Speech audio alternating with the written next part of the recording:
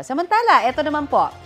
Patuloy po ang pamamahagi ng tulong ng Jimmy Capuzzo Foundation sa mga sinalanta ng habagat at mga bagyo. Kabilang po sa mga pinuntahan ng Operation Bayanihan ang mga naapektuhang residente sa Bolinao, Pangasinan.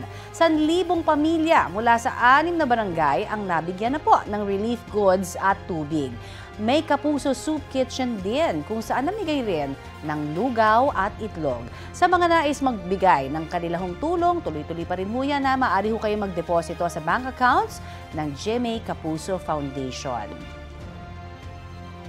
Ito naman, pwede rin nyo ipadala sa Cebuana Luwelier at maging sa online na GCash payment. Meron din ho silang Shopee. Meron ding Lazada.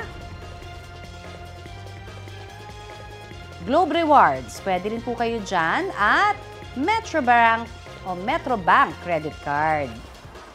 Ang daming paraang tumulong.